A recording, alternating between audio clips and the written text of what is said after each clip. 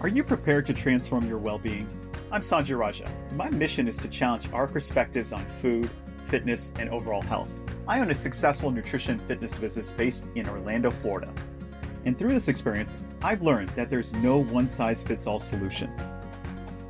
From creating delicious and healthy recipes, to training elite athletes, and even writing the book, The Food Talk. I've accumulated a wealth of knowledge, but here's the exciting part. There's always more to discover. That's why I'm embarking on a journey to connect with leading experts, unveiling the secrets to a happier, healthier life. Together, let's explore innovative ways to enhance our well-being. This is Recipe for Wellness.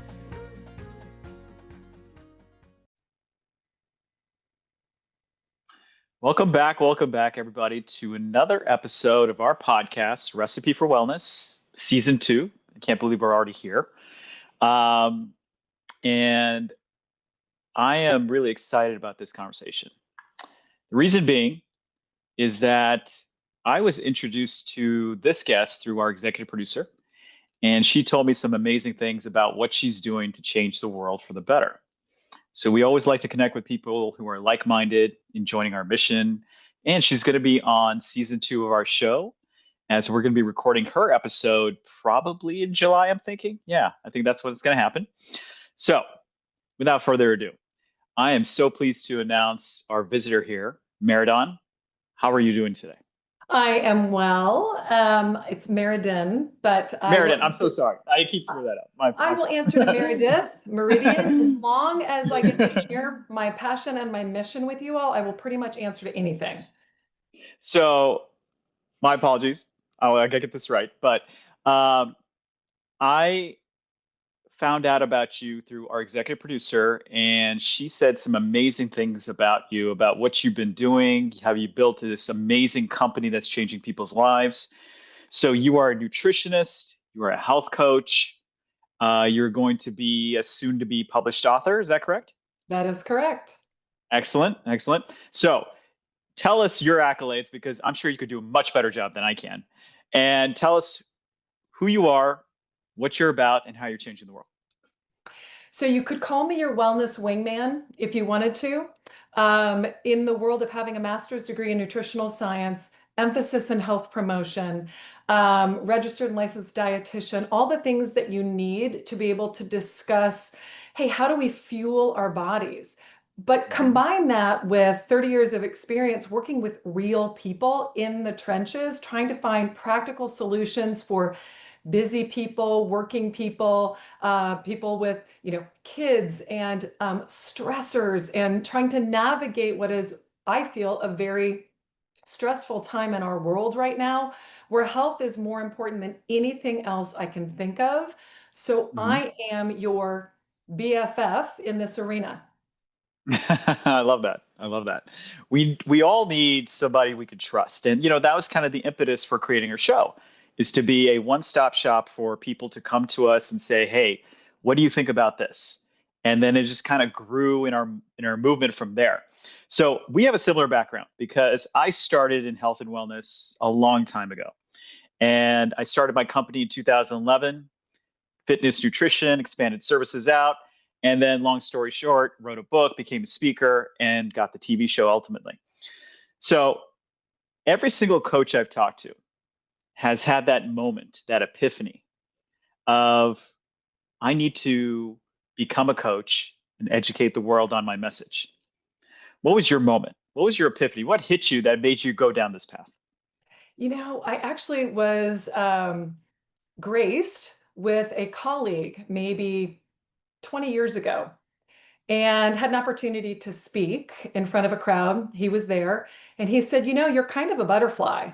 And I said, "Well, what does that mean?" He said, "You explain very complex subject matter in a way that is accessible, that also fuses and combines these ideas, right? Emotional wellness, social wellness, of course, physical wellness, and the elements under that umbrella."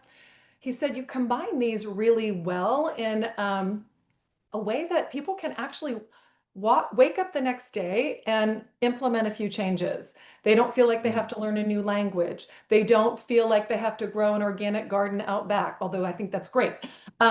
Really just practical, realistic ideas and strategies. He said, you take a little bit of this, you land on this flower, you land on this flower, and then you bring it together, which is, I think, synergistic with this idea. You have this recipe for wellness that has so many Mhm. ingredients. So that is really something that's needed in this world today. And I can't even stress that enough. Uh, Let me ask you this question because you got my brain rolling here, which is great. It's a good thing. Um, I started in health and wellness a long time ago, like we discussed. And you know what I realized was that I'm not going to be, my crowd was not the looking for the six pack abs. I'm not looking for that crowd. I'm looking for people, families, individuals that basically want to play with their kids when they're well into their 50s and 60s. They want to have a healthy lifestyle, right? And my business actually blew up in the best way during COVID because when you Mm. lose your health, that's when most people say, I should probably check on my health, is when you lose your health, which is unfortunate, right? So, our job with this show, which this podcast and bringing guests like yourself on, is to get people to be more proactive rather than reactive, right? So, let me ask you this: who is your ideal client? Meaning, who comes to you?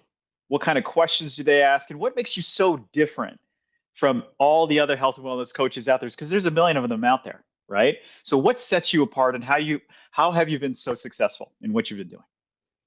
So this may sound strange, but walk with me on this. My ideal client is actually somebody that has failed over and over again in Mm, making health change. And why that is an ideal client for me, like you just mentioned, the folks that just kind of want to lose 10 pounds, I respect that. They want their six pack abs. Okay.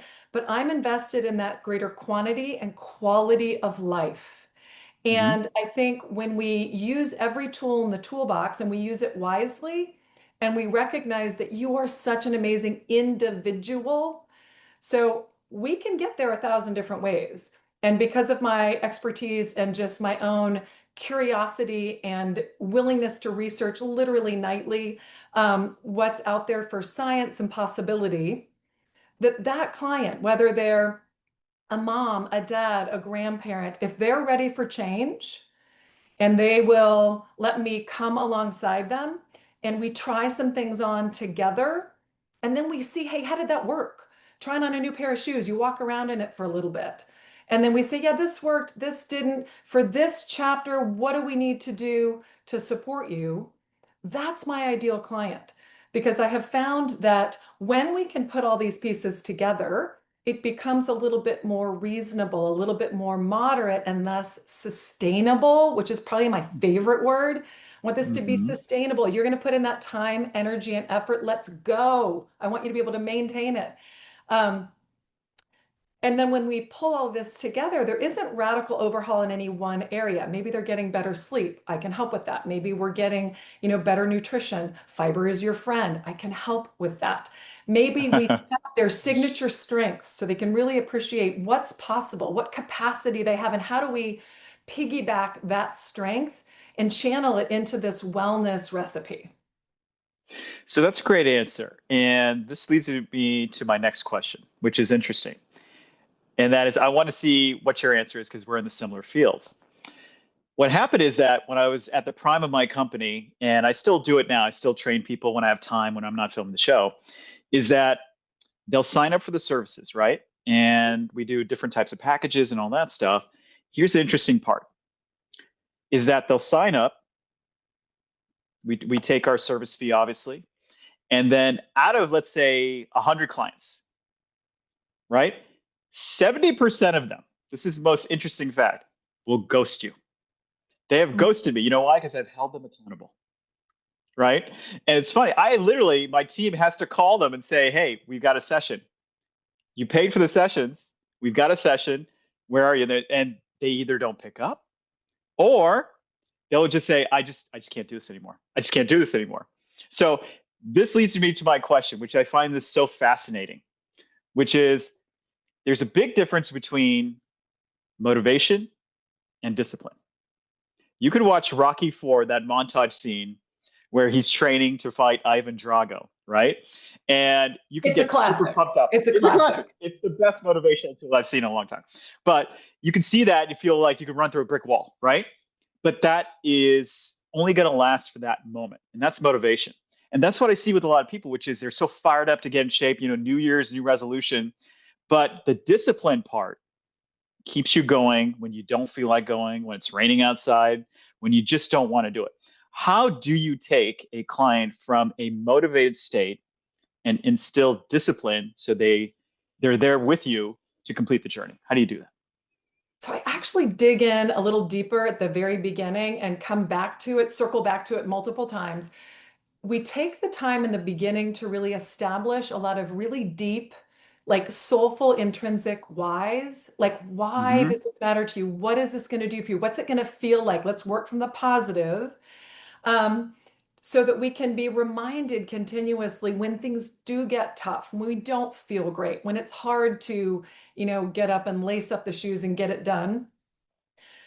And then we look at strategies, like how do we put some barriers in there that make Mm-hmm. staying in bed just a little bit harder and that make, getting out the door just a little bit easier. And then we think about, okay, so we anticipate that things will get hard, right? Human beings are Mm-hmm. messy. We maybe have this attention span when we're working on behavior change that's initially like 2 weeks. And then maybe we sort Even of, less now. It's even yeah, less now.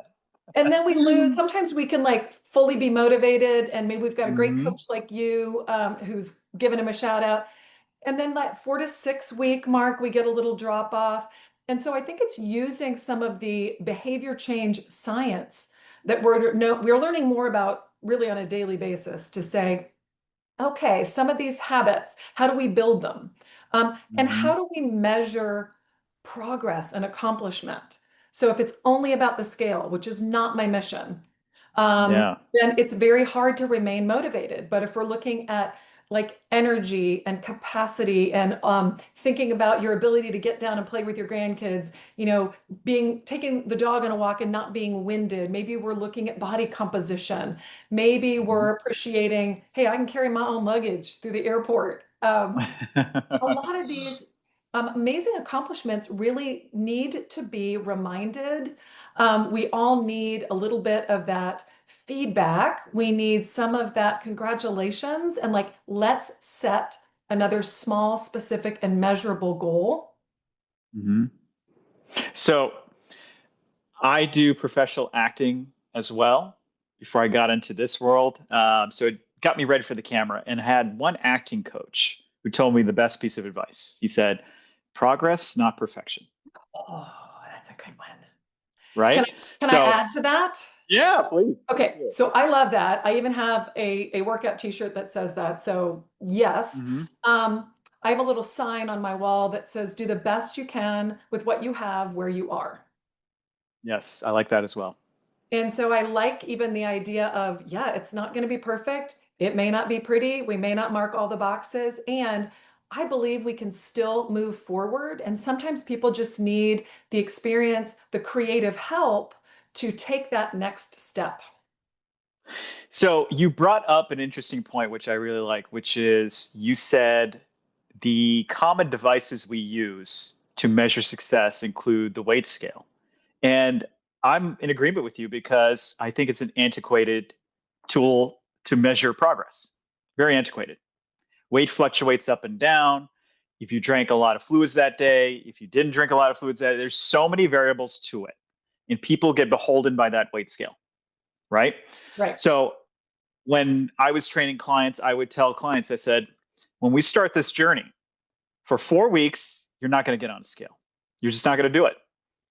And they said, so how do I know? I said, guess what? Your clothes will never, ever lie to you. Yeah. Right? And we don't want to listen to the things that don't lie to us, right? We want to listen to the things that give us instant gratification. Like, oh my God, I lost 2 pounds. I said, plus or minus 5 pounds. I don't even count anymore. I just don't. Okay. It's going to go up and down. So, how do you get clients out of that hamster wheel of, I got to check my weight? I look at myself in the mirror. I don't like what I see. How do you get them out of that mindset that's been ingrained in us through media, through looking at these stars in Hollywood who basically have a whole team of people around them to make them look good. And that's their full-time job, is to look good, right? Right. And they set a standard for a lot of people that is unattainable because most of us have full-time jobs. Most of us have kids. Most of us have to do this thing called life. So how do you set an attainable standard for them to measure success? How do you do that? I would love to start like step back and do the big picture sort of global invitation, which is first humanity, grace, like grace for yourself, for those around you, in that we're going to have different levels of fitness. We have different genetics. We have different DNA. Like I will never have a tan. I mean, there's all kinds of things that we Yeah. just need to wrap our arms around as the unique individual that we are. And then I Hmm. like to go next to what are your strengths? Like what is going well in terms of either your labs or your bone density, or maybe you have an amazing amount of muscle, and I want to be able to measure that, of course.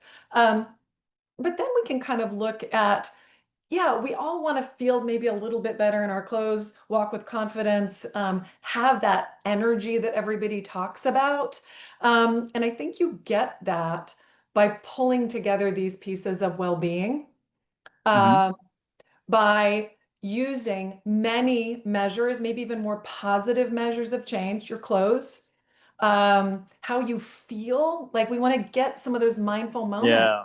those pauses Yeah. to tune in. How do you actually feel after a Yeah. workout or after eating that meal or um, taking that nap or sitting in the sunshine for 5 minutes? How do you feel?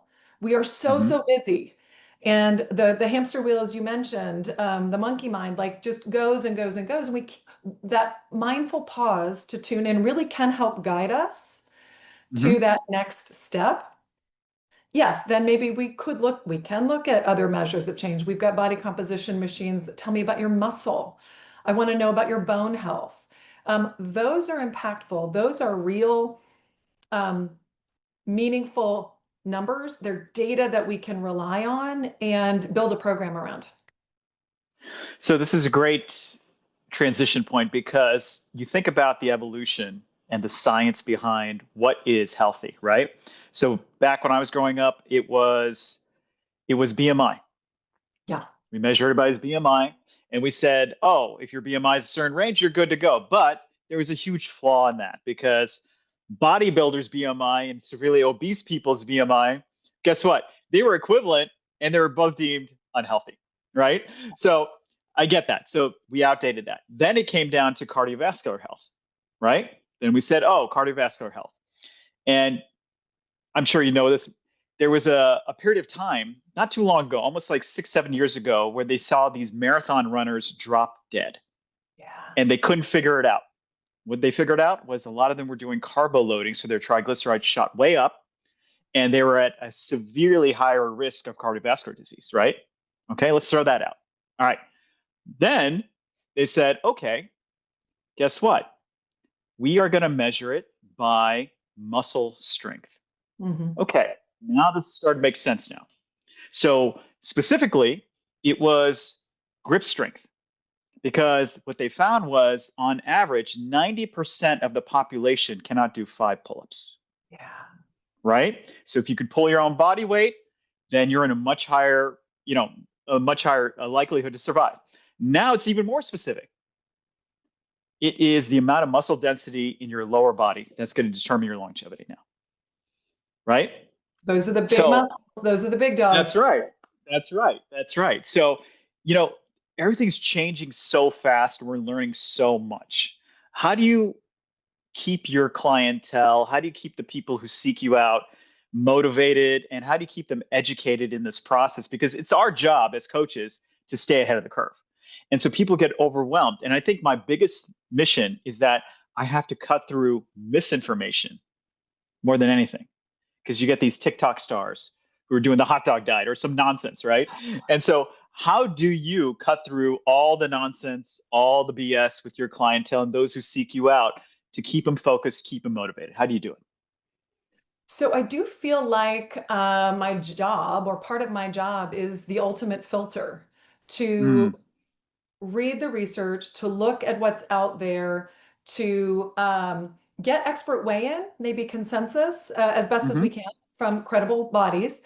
And then, I've had 30 years or so at a preventive medicine facility. So my whole mission is to be constantly scanning some of that information and some of those products and possibilities that are out there that would be helpful, that also don't compromise other aspects of our health. So I'll get that first bit of information or that first product that we see, and I'll think, okay, let's vet that. Now let's look through the lens of cardiovascular disease. Let's look through the lens of cancer. Is that going to make sense? Let's look through the lens of, are you going to be able to be doing this a year from now? So what Hmm. people get with me, I hope, is, fun, inspiration, education, but confidence that I am doing this filtering literally on a nightly basis, daily basis, um, looking at the research, but also getting expert weigh in on that research. So Yes. before I offer it up to someone, which again, it's a trial, it's like trying on a coat, trying on a new pair of shoes. Hey, how does this work for your body? Let's put this in play. Let's see how you feel. Let's see what the results look like. How do we need to tweak it for you? Because maybe you don't like dairy. Maybe you don't want to eat beets. Maybe, beans make you gassy. Like, we're going to figure it out, Hmm. because that's where that personalized, tailored approach really is the difference maker, I believe, for most people. So, an interesting lesson I've learned, and this is fairly obvious, but interesting lesson I learned through this journey is that you got to walk the walk if you're going to talk the talk, right? Which is you got to be about what you are about, right? So, a lot of us turn to our healthcare providers for guidance. I was in the medical industry for a long time before I came to this side of the fence. And what I saw was that most of healthcare providers are not living the life that they're trying to advocate for their patients. They're not doing it. So why would I believe you? Right? So that's number one. But more importantly for you, which is you clearly look like you live the life, which is kudos to you, which is fantastic. What can you tell people about simplifying the process? Meaning, the number one question I've heard from everybody is that it just seems too complex, right? It just seems like there's so many variables. What can people do that you can share with our audience and with your new potential audience that they could do right now to change their life? Simple, easy, that's actionable. Yes. So for my new BFFs, um, I want to validate first that there are lots of factors, right? That when people say they feel like, oh my gosh, there's a thousand things I could be doing or should be doing, and Hmm. yeah, there are probably a lot of considerations out there, but which ones are going to give you the most return on investment? What do we know about today's human, which is really very different than even 50 years ago? How do we need Yeah. to care for today's human where you get benefit? And we know we need some time in the sun. We need basically to be in nature for even a little bit of time. I've got these power pillars, I like to call them, 10 um, opportunities, whether they're habits or things that you can add into your day to day, that will build the strongest, healthiest base for Mm. energy, for disease prevention. We know everybody needs to move, right? Of course, a little movement, a little exercise. How we get that done is where maybe I come in as a trainer, as a group exercise instructor, as a yoga instructor, to really help make that fair and reasonable. How much protein, right? I want fiber in your diet. I want the right amount of water or Hmm. fluid for you. So that's kind of Yeah. fun math that we do together. So there are these 10 power pillars that we want to do the best we can, the progress, not perfection, that you mentioned earlier, most days. And then we look at some of the other elemental opportunities. And I've populated a list of 30, like a thoughtful 30, where Hmm. the others are kind of food for thought. Like, do you need a probiotic? Do you need maybe some additional support as it relates to, gosh, um, a brain boost? Do we need to be thinking about, how are you learning new activities because you want to push back against cognitive decline? Like, everybody's a little different there. I personally advocate for a digital detox, even a brief one, even for a little Mm. bit of time each night. Um, but those are in essence worthy but optional. And our power pillars are going to be, hey, let's mark the box on these most days. So that's a great way to think about it, the power pillars, because I think a lot of times we do these daily habits, but we don't have a name for them. So it doesn't stick with us, it doesn't resonate.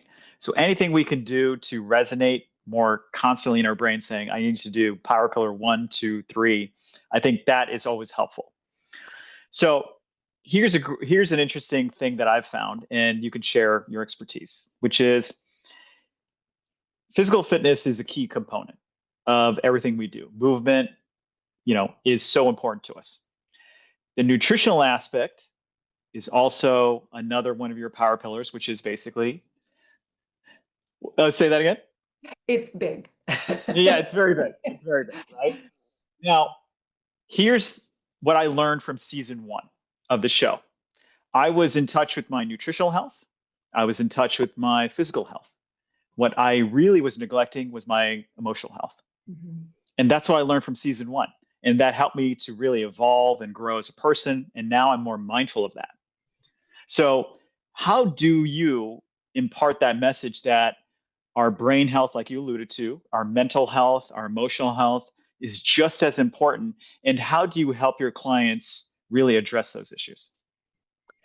Yeah, so if we were to picture the body, it's an integrated circuit. It's one beautiful integrated circuit. So we talk about mind and body, but they're really not separate. And we even Mm-hmm. know that our gut, our healthy bacteria in our gut, the microbiome, they communicate with our brain.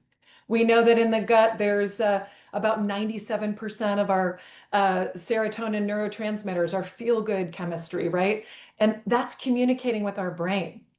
So that mental, emotional, and social well-being, I mean, when we are stressed, it Mm-hmm. communicates to our sympathetic nervous system. That's the fight or flight response. Well, gosh, that cues inflammation, that cues storage of body fat. It decreases our ability to have a robust immune system.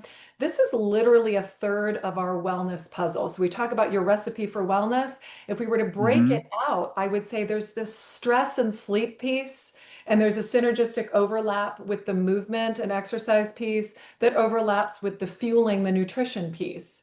And I Mm-hmm. can't say that one is that much more important than the other because each interacts and influences the other. It's powerful. Sometimes people will come to see me and we will really figure out that step one is they actually don't need like the power workout. They need a 10-minute therapeutic walk. Okay. They need to actually dial it down a notch to be able to better manage that chemistry. And that really comes from that personal kind of tailored approach, building off of the power pillars. Okay. So when you're looking at a client or somebody who's considering your services, for example, and of course there's a million people that does nutrition, a Yep. million people that does health, physical fitness, and then you're addressing the mental aspect as well.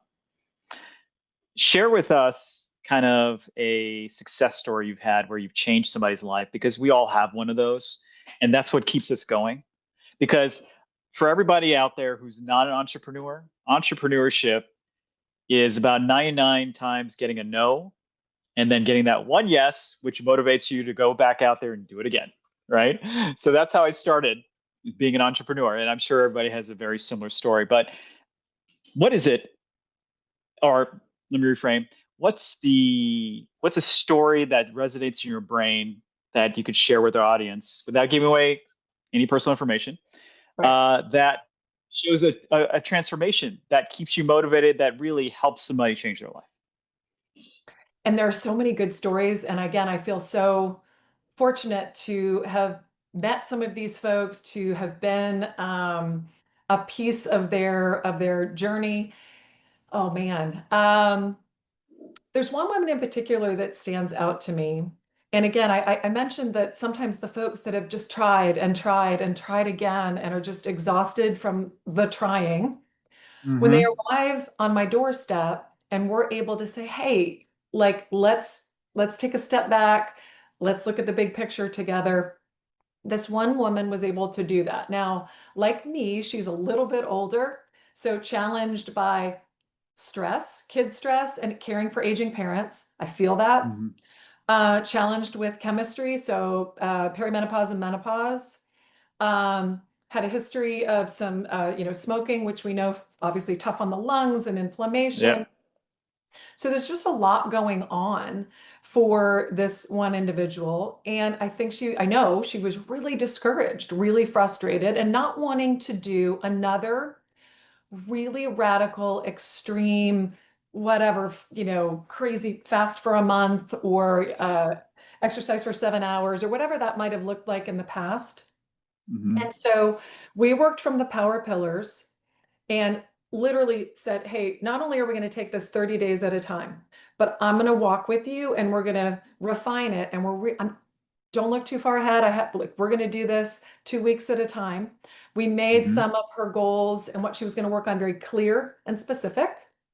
Yep. And then there was opportunity to reassess. Let's look ahead. What's the next week going to look like? Okay, this is a busy day, so let's do this on this other day. Let me help you with this suggestion. She was able, um, and up to this point had not been able to reduce her body fat and to Hmm. feel better in her skin. We were able in that 30-day adventure, she was able to lose 5 pounds of body fat. Her energy improved radically in her, Hmm. her assessment. Her sleep was better.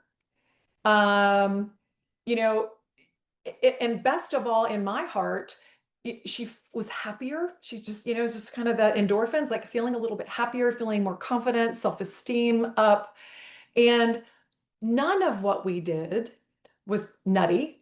All of what we did, she was able to even take into the next month and the month after that. Mm. So, flash forward another year, she is at her goal, which isn't, again, based on weight, but how she Yeah. feels. She, has taken up pickleball, getting a good night of sleep, really using the tools in the toolbox, using her resources. And she did the work. Like, I provided the framework, the encouragement, the reminders, the help with reassessment. But she did the work. And I just think there's so much power in when you pull these small pieces together, these firefly moments, that you get results. Yeah. So this is a great point because I always tell people small wins aggregate to the larger victory, right? So it's funny to me because we're in such a fast food society where we want it now, now, now. I always have the conversation, which is if you go to the gym for one day, are you going to see any changes? Probably not. If you go to the gym for 1 week, maybe. 2 weeks, yeah. 3 weeks, 4 weeks. So it's not the destination, it's the journey. So if you're not in love with the process, it's going to make everything else that much more difficult. Right. And that's why so many people are so focused on, I got to get to the top of the mountain, but that's not the journey. The journey is what you become and how you transform to get to the top of the mountain. Because once you reach the top of one mountain, it's the There's another. bottom of another. It's the bottom of another, right? And then you're ready to go for the next climb and over again. Right. And I picture this, which I love your visual. I picture these mountains, and I almost picture them as chapters in our life, as decades in our Hmm. life, where what I need to do in this decade as a busy working mom of a certain age, right, is very different than what I needed to do 10 years ago, 20 years ago when my kids were itty bitty. So the priorities are a little different, the health landscape's a little different, and so the strategy has to be a little Hmm. bit different. Yeah. And so I've been seeing a lot on social media, which is it's a necessary evil to we have to be out there, get our message out there because there's a lot of nonsense out there. And what I've seen a lot is a lot of people getting injured because of ego lifting, Yeah. right? So I used to be a professional athlete in my 20s. Then I got into bodybuilding for about a 5 year window after that. And I used to weigh about 235 pounds, No. super, oh yeah, super jacked. Yeah. And guess what? I felt horrible every single day for 5 years. And this is what I tell people. When you see an athlete out there, you see this shiny toy on the outside, but on the inside, we're miserable We because could we have hear to you. follow this crazy regiment. Number one, we're hurting. And I think the biggest one is the emotional toll of doing the same diet, the same routine, the same regimen over and over and over again, right? And it breaks you at a certain point. So after I completed that cycle of my life, I actually gained back a bunch of weight, enjoyed life, I guess what you would say, and then I started to focus on my health, and I took a completely different approach this time. So I feel better. I feel great. I feel at this point in my life, and I'll share my age. I'm 48. I feel better at 48 than I was at 28. Oh, and I have And no problem so, sharing. I could share my age too. You know what? I want to have honest conversations with people. And I think, yeah, uh, you know, talking about what's tough, what's real, like, hey, 55, and um, feel probably happier than ever. And that is not without life strife and not without yes, needing to care for that because it's fragile. But yeah, it's better now. And I think because maybe like you, I was able to let go up, lucky for me earlier on of this kind of more rigid mindset around yeah, taking care of my body, fueling. yes. Yeah. So, coming back to the original point, which is training changes, your regimen changes as you get older, as things change, your life circumstances change. And that's what happens to a lot of people. So, talk to me about how do you get people to evolve? I think that's one of the most important things we can do as coaches is that if we're not evolving, we're not growing. And if we stay the same, we're going to get, it's definitions of insanity is doing the same thing over and over, expecting different results, right? So I've heard this from many people saying, I do this all the time and nothing changes. I said, well, that's your problem. You're doing the same thing over and over again, expecting different results. Yeah. So, how do you share that evolution? That, if you're in your 20s, yeah, you can run a mile, maybe lift weights same day, but when you're 40s and 50s, probably not the best idea. So, how do you share that evolution with people? Well, this won't sound mind-blowing, but it really is. I think one of the best ways to get there, which is going to be baby step by baby step, reassess, reassess, reassess. Baby step by baby step, change the plan, change the plan, change the plan. So when you, in essence, plateau, which is the case for a lot of people, whether it's in Mm-hmm. strength, sometimes it's just even a mental plateau, we want to come back to the table, no pun intended, said the dietitian, and look at what's going to refresh your goals? Where do you want to go? Let's come back to your why. Let's look at that picture of those cute grandkids. Let's look at that brochure from the trip to Europe that you want to take, but you're going to have to be on your feet the whole time. Let's go back to some of those deeper whys. And not that we start from scratch because you're still a human being and we need some of these elemental foods and the movement in your day. But for this next chapter, like what can we change without it being overhaul? And it doesn't Mm. have to be overhaul. It's usually smaller steps. It's refinements. Yeah, so that's the other point, which is I'm glad you brought up, which is most people are resistant to change. That's a hard thing for people. They like to stay in their comfort zone in life, in working at the gym, and they just like to be in that area where we're not being challenged, right? So, talk to me about this. And that is I like to talk to people about removing barriers so that you can get a great workout. Okay. Because the number one thing I hear, and I want to get your opinion on this, is I don't have enough time. Okay. So let's talk about that. All right. Can you work out at home? No. Why not? Well, I don't have gym equipment. Do you really need gym equipment every day? I don't think you do. So we really want to simplify things for people on the show, on this podcast, and that's why we brought you on. Is how do you simplify the message to the point where, okay, I've taken every one of your objections and I'm going to poke a hole in them, and now you have no excuse not to do it. Yeah. So So talk yeah. so talk to me about that. in my play with words, I want people to be intentional and Yes. emphasis on the word 10, only because when we're trying to poke holes and really, I almost feel like we're having a conversation with like the inner critic, which is going to Mm-hmm. be like, no, I can't, it's uncomfortable to change. And at the same time, we can do it. And I want to remind them of, hey, you've been able to change in the past. Maybe we haven't utilized that skill set in this health pathway, but you have done hard things in the past. Let's be reminded of Mm-hmm. that. Um, Yeah. don't have to do the hour. It really only takes a pair of tennis shoes, and we can be intentional. Even 10 minutes, people have 10 Mm-hmm. minutes. I would argue Oh that yeah. people have 10 minutes. Hey, if that was a 10-minute walk or even pacing the house, that's 100 calories burned, that's 10 pounds lost in a year. That's not even the important part. 10 minutes of movement where you're on your feet, you get better blood flow, right? We're going to lower the stress response on the other side of that. Those 10 minutes accrue. So later on, if it's 10 minutes plus five more, plus five more, that's what you were talking about earlier, the aggregate, the Mm-hmm. culmination of this recipe coming together. So when they feel overwhelmed, I'm going to ask for 10 minutes. I'm going to ask you to be intentional. And I hope that Mm-hmm. that sticks. And maybe those 10 minutes, if we look through the lens of food prep, we can use 10 minutes to look through the lens of, being outside just to get sunlight in our eyes. Maybe the 10 minutes is for a mindful meditation. We've got 10 minutes. Yes. So we were in the Himalayas earlier this year. We were in January. We were in the Love heat. Himalayas, yeah, North India.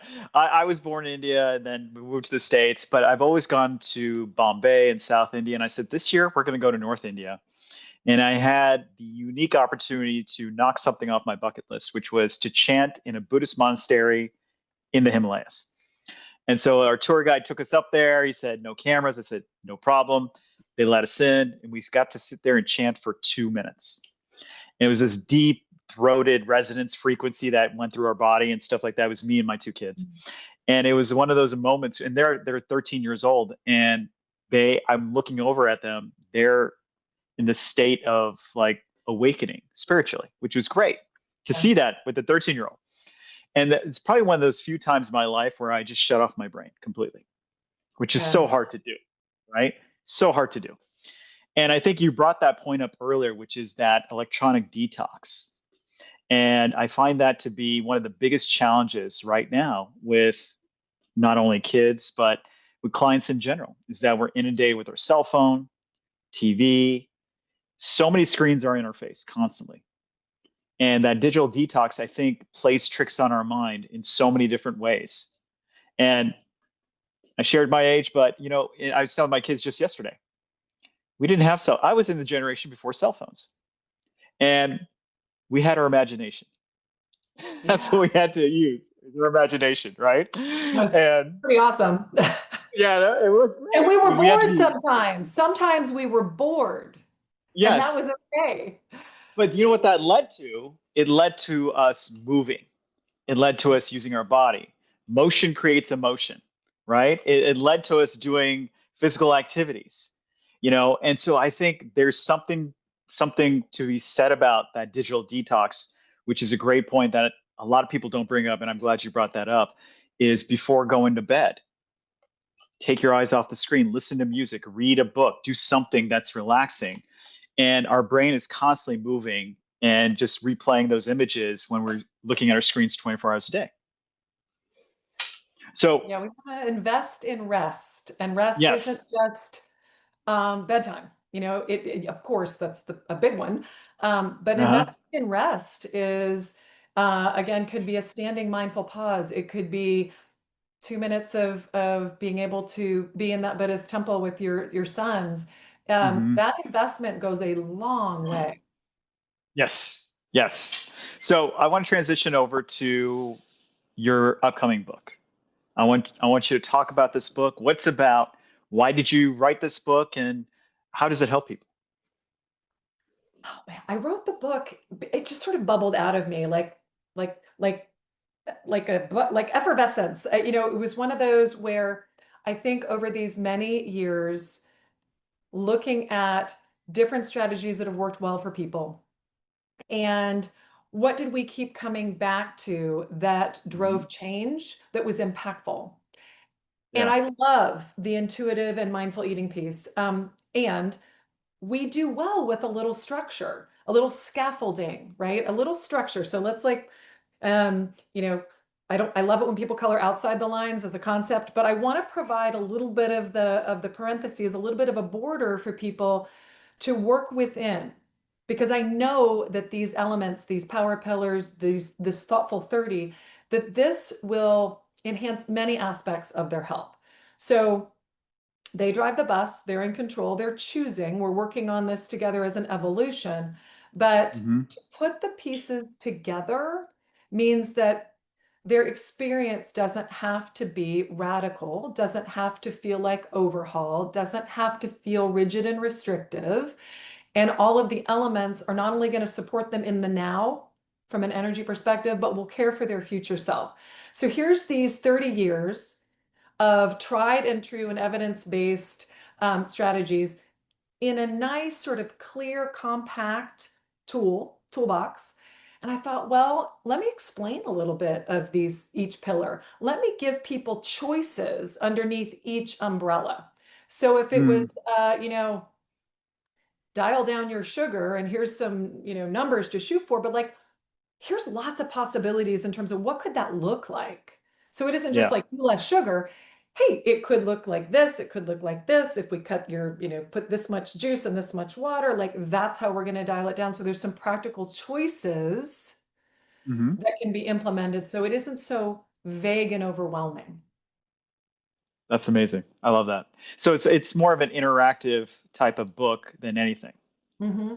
Kind of, and you get to know me a little bit, and some, stories of clients, privacy protected, of course, Yeah. in terms of other people's experiences. And they're going to sound, they're people you know.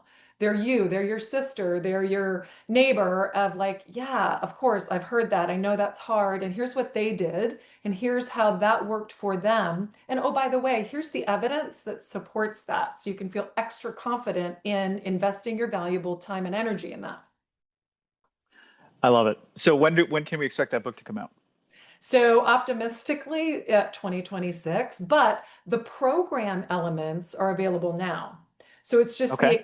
expansion of possibility underneath each of the power pillars and the other thoughtful 30 that you'll be waiting for that'll just give you more ideas, I hope, and more, creative solutions. But being able to access the pillars now, to be able to access the 30 elements, the thoughtful 30, that's ready to go. So this is perfect transition because you and I could talk about philosophies and our backgrounds forever. I love All it. day, all day. So all day, and I would love it. So tell us where our audience and your new audience can connect with you. So this is a mouthful, but MeridanZernerNutrition.com.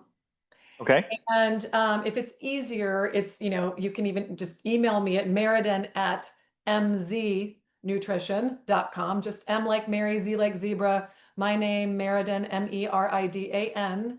So I was born at Christmas time, the Mary.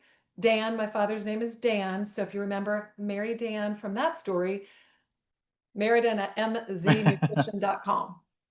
So people could find the 30 pillars, all that information, and reach out for your programs and information, correct? Yes, and there's informative blogs, other elements of inspiration there.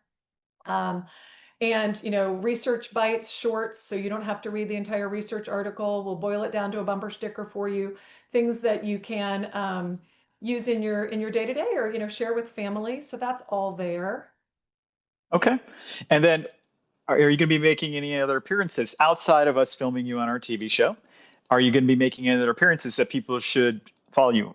So I'm totally Googleable in the world of, I do a lot of our news segments in this neck of the woods in Dallas. And Okay. so some of those get picked up here and there nationally, but the NBCs, the Foxes of the world here.